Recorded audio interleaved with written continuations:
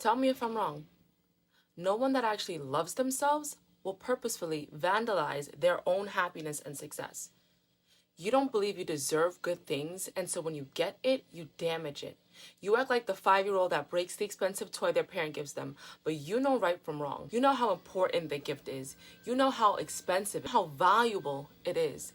But do you know your value? After this video, you will stop wasting your life and self-sabotaging. You will stop gaslighting yourself into becoming a failure. You will stop making your enemies proud because it's embarrassing and you deserve better. First, your value and the value of the things that you want are on the same level. Don't pedestalize the things that you want. See it as your equal. When you place things above you, they feel impossible to reach. That's why you delay getting them. No one reaches for something they believe they cannot achieve. But if you place it at eye level, you're leaving the store with it. Food companies place kid items at eye level so that when families go shopping, it will be somewhere where the child can see it. If they can see it, they can reach it. If they can reach it, they can grab it. If they can grab it, they can have it and bring it home. Your goals need to be at eye level so you can bring it home. It was never up here. The only way it's up there is if you put it there. You think your desires are so high up here because you think so low of yourself, because you think so little of yourself. When we have guests over our home, we want to make sure our house looks perfect for them. But do you ever make sure that it looks that way for yourself? No.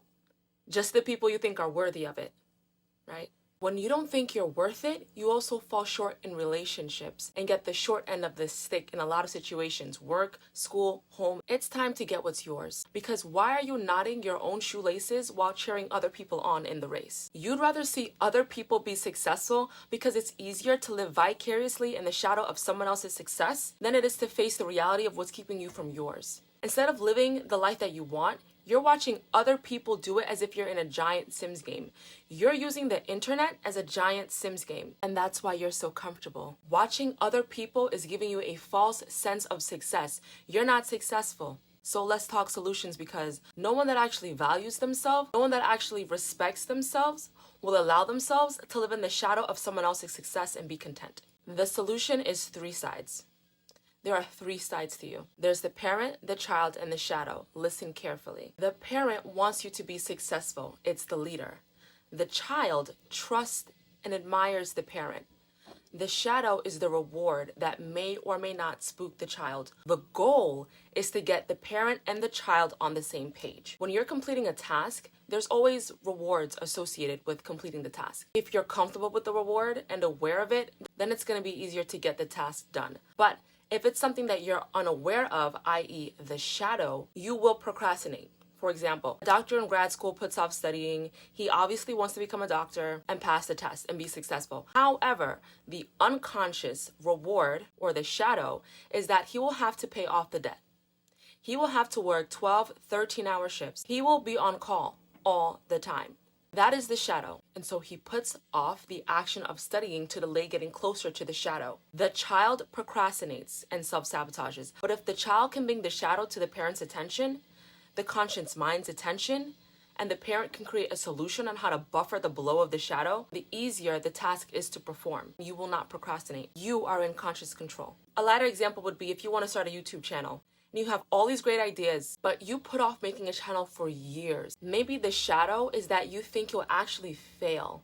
Maybe you're afraid of being seen, afraid of being judged. How can we negate that? Being seen is what makes your channel grow. If you're afraid of being judged by your friends, family, people, guess what? At least them being nosy is gonna increase your views and give you engagement. The easier it is to accept the shadow reward and work with it, but most importantly, be aware of it, you will not procrastinate because you're aware. You get to choose the reality you live in instead of being stuck in your current reality thinking you can't get it done because you have some type of deficiency. You're not deficient. The child is spooked, and it's communicating to you by stopping you from doing the task. It's the child's job to tell the parent what's wrong, and it's the parent's job to create a solution. When you establish that communication, you build trust between the parent and the child. Next, your new name is Karen, because Karens believe they deserve things. You have to know that you're worthy of the things that you want. You're not the 5-year-old that gets the toy and doesn't know what to do with it, so he breaks it. No, you know what to do. But do you think you deserve the life you want? You have to be self-entitled when it comes to the life you want. That how dare you get anything less. You need to be a Karen. When you're going through your clothes every year to see what you're going to throw away, you're not picking the things that you think most highly of. You're not picking the things that you still like or value or is in good condition. You're picking the things that you are now repulsed by, that you can't see yourself ever associating with again because it doesn't represent you or your style anymore.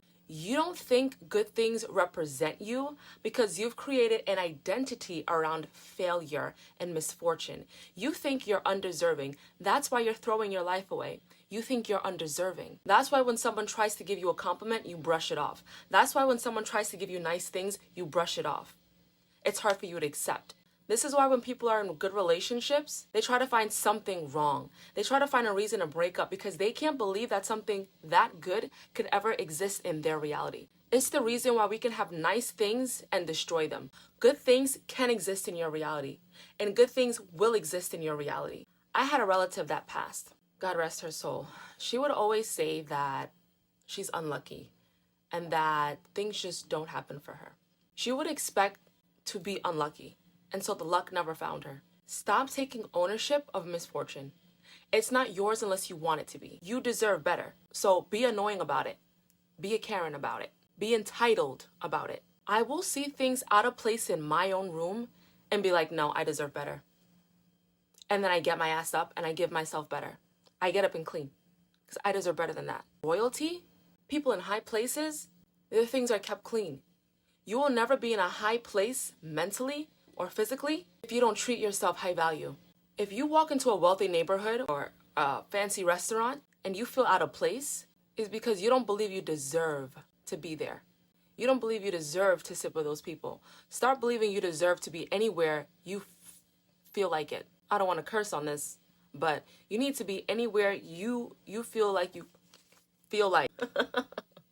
I don't want to curse. Some people are in relationships and they're putting up with crap because they subconsciously think they deserve it.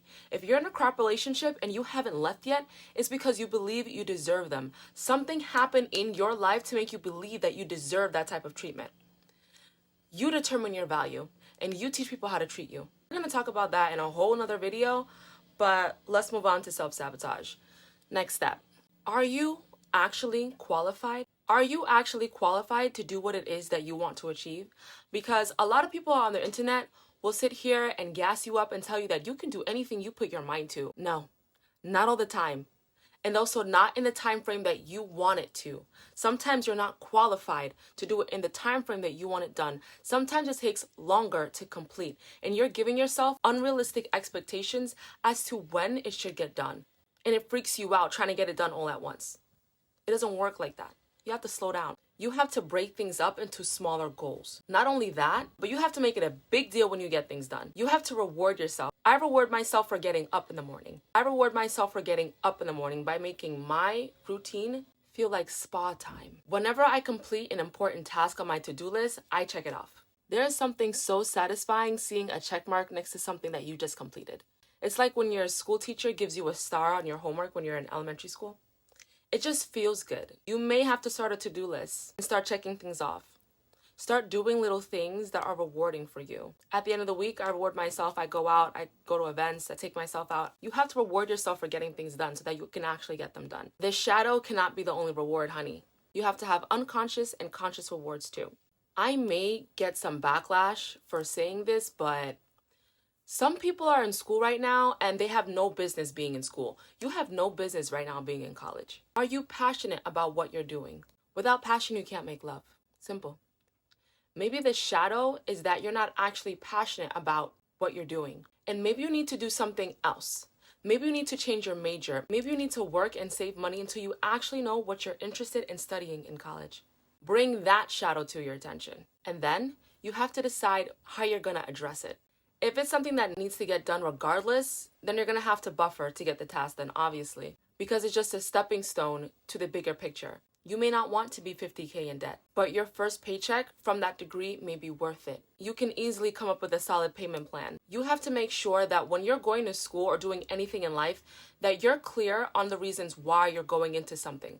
Part of the reason why you're procrastinating is because you're so used to someone else telling you what to do your whole life. You're not used to thinking for yourself. You're not used to coming up with the motive. It's never been motive driven. It's always been just because. Just because is the reason why you do it, and just because is the reason why you don't do it.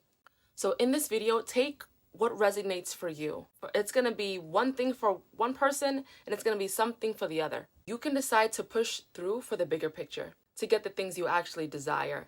But do you actually want them? If you do, then stop wasting your life. You're valuable, and you can do it. If you made it this far in the video, thank you. I'm assuming you liked it, so please like it in real life and give this video a big thumbs up. Let me know what other videos you would like to see in the comments down below. I'll see you later, and I'll see you in the next video.